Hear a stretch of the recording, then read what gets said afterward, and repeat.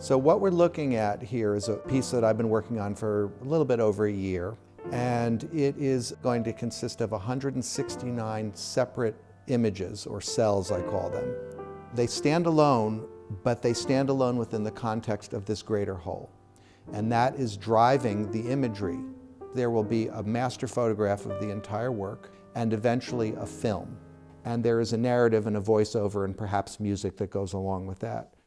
And it is sort of a story in a sense.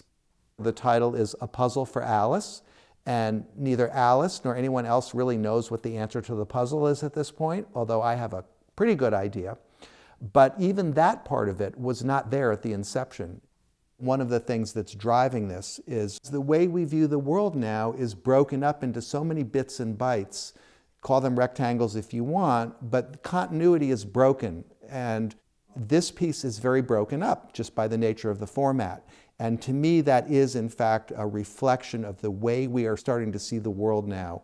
And it's something that fascinates me, something I don't necessarily love, but it is the reality, and that's always what artists are supposed to be trying to address. People think I'm kind of crazy because I make things that can't be seen all at once. And why has my work evolved in that direction? And for about the last 12 or 14 years, my studio work has in fact become so large that you can't see it all at once. It reflects my attitude, which is basically that one can't see anything all at once. You can't see your marriage all at once. You can't see ancient Rome all at once.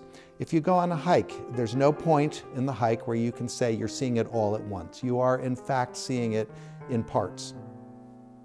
One of the realizations I've come to is that we can focus in on the detail and we can pull back and have the bigger image, but we can't do them simultaneously. And we have to recognize that vision is something that happens over time and over space. And that is sort of a working mantra that I've had for a number of years. I have been photographing art for many years. I've been photographing Steven's art for at least 25 years. In this case, in the current work of art that is still evolving, this piece ultimately will be so large that you couldn't really do it in one photograph. Certainly couldn't do it in one photograph in Steven's studio. So photographically, I had to take a different tack, which is to photograph each work of art individually and then recreate the piece in Photoshop. The interesting thing for me as a photographer is that only if Steven manages to find a very, very large space to show these pieces, the only way anyone will realize what it really looks like is through the photograph.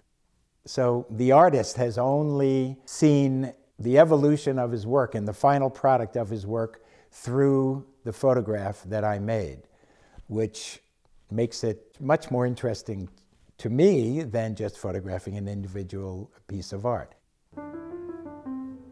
The technological world is of interest, and it's kind of like it's affecting me through the back door. It makes me feel like I'm not just a guy who ties knots or who glues things or who's good with a pair of scissors or woodworking or whatever it is. All the individual components have a great degree of detail which I want to convey. I'm excited about presenting physical objects within this translation, which is a film.